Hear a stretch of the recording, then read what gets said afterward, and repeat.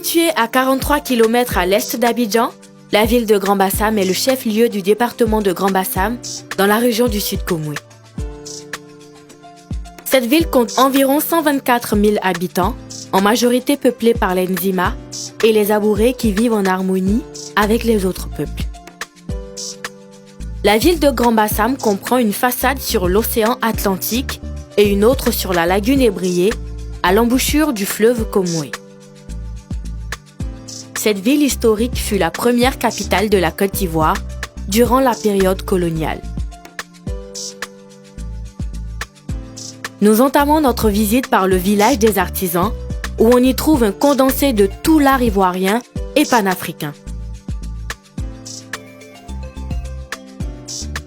Un peu plus loin, nous apercevons un monument, le monument des femmes. Il doit son nom à un événement historique, la marche des femmes sur Grand-Bassam, à l'époque capitale dans une Côte d'Ivoire coloniale. Grand-Bassam a conservé sa configuration coloniale, comme le témoigne le phare et une grande partie de ses bâtiments d'origine, parmi lesquels nous pouvons citer la maison Ganamé, située au quartier France. Dans le même quartier se niche un trésor culturel, le musée des costumes. Installé dans l'ancien palais du gouverneur, ce lieu emblématique offre une immersion fascinante dans l'art vestimentaire et les traditions des différentes ethnies du pays. La faim commence à se faire ressentir. Direction le village de Moossou pour découvrir l'art culinaire local. Qui est là? Hey, c'est Aya. Kwaba ou Akwaba. Bonne arrivée, soyez les bienvenus. Il y a la place, il y a de l'eau à boire pour recevoir les étrangers. On leur propose la sauce Mbota, la mamie du pêcheur, accompagnée d'attiqué, riz, attiqué le rouge, atoukou, foutou. Pour les amateurs de cuisine, le marché de Grand-Bassam est une mine d'inspiration. On y trouve aussi du bon poisson, ainsi qu'une variété de fruits de mer.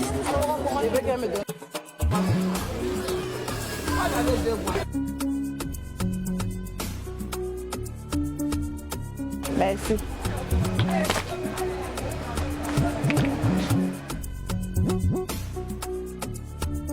De retour du marché, Tata Thérèse, aidée par sa sœur, nettoie les ingrédients pour la préparation de ses sauces. Elle commence par la sauce Mbota. Dans une casserole, Tata Thérèse met la graine au feu et ajoute de l'eau qu'elle laisse mijoter un moment. Tu peux commencer.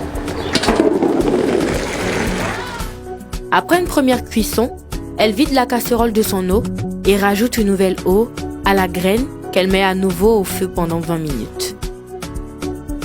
Puis répète le processus une troisième fois en y ajoutant du sel, des aubergines, la courge, les piments, 2 bananes bien mûres, du poisson fermenté et laisse cuire un moment avant d'y ajouter les feuilles de cabelet, les poissons fumés, les crabes et les écrevisses. Après 30 minutes de cuisson, Tata Thérèse descend sa casserole, retire tous les ingrédients et conserve le jus pour la dernière étape de la sauce. Elle retire la graine qu'elle pile avec les bananes dans un mortier.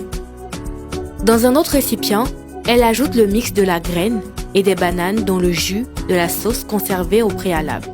Filtre le tout et remet la sauce au feu. Elle ajoute le mix des légumes et un mélange d'épices africaines. Elle laisse mijoter quelques minutes à feu doux. Sans perdre de temps, Tata Thérèse entame la préparation de la seconde sauce. Je mets un peu du laya.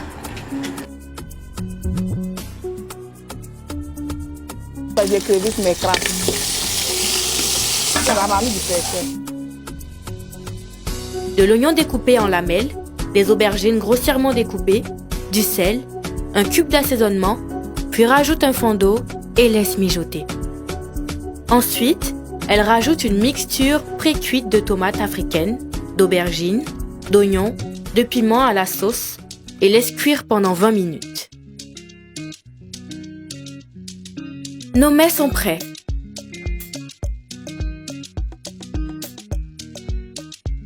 Voici la sauce Mbota. Ça accompagne de foutou, la toukou, la mamie du pêcheur, accompagné avec d'articles rouges, d'articles blancs. Le repas est servi. Ces plats emblématiques sont plus que de simples recettes. C'est un héritage, un symbole de tradition et d'hospitalité qui traverse les générations. Grand Bassam est une perle intemporelle qui laisse une empreinte indélébile dans nos cœurs.